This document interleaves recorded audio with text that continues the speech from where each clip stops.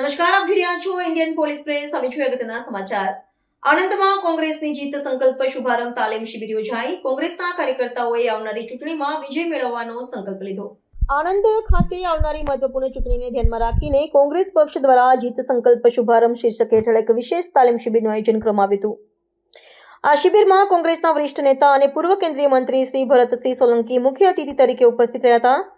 આ તાલીમ શિબિરમાં આણંદ જિલ્લાના કોંગ્રેસના અગ્રણી નેતાઓ અને મોટી સંખ્યામાં ઉત્સાહી કાર્યકર્તાઓએ ભાગ લીધો હતો, જે આગામી ચૂંટણી માટે પક્ષની તૈયારીઓને વધુ વેગ આપવાનો સંકેત આપે છે. આ શિબિરનો પ્રાથમિક ઉદ્દેશ્ય કાર્યકર્તાઓને ચૂંટણીલક્ષી રણનીતિ, મતદાન વ્યવસ્થાપન અને જનસંપર્કની અસરકારક પદ્ધતિઓ વિશે માર્ગદર્શન આપવાનો હતો. શ્રી ભરતભાઈ સોલંકીએ કાર્યકર્તાઓને સંબોધિત કરીને ચૂંટણી જીતવા માટે જરૂરી સંકલ્પ, સંગઠનની મજબૂતી અને જનતાના પ્રશ્નોને વાચા આપવા પર ભાર મૂક્યો હતો. કોંગ્રેસના તમામ સભ્યોએ એકસાથે મળીને આગામી ચૂંટણીમાં વિજય પ્રાપ્ત કરવા માટેનો દ્રઢ સંકલ્પ લીધો હતો, જેનાથી જિલ્લા સંગઠનમાં એક નવું જોમ અને ઉત્સાહ જોવા મળ્યો હતો. આ તાલીમ શિબિર દ્વારા કોંગ્રેસ પક્ષે સ્પષ્ટ સંકેત આપ્યો છે કે તે આવનારી ચૂંટણીઓને ગંભીરતાથી લઈ રહ્યો છે અને ક્ષેત્રીય સ્તરે સંગઠનને મજબૂત કરવા માટે પ્રતિબદ્ધ છે.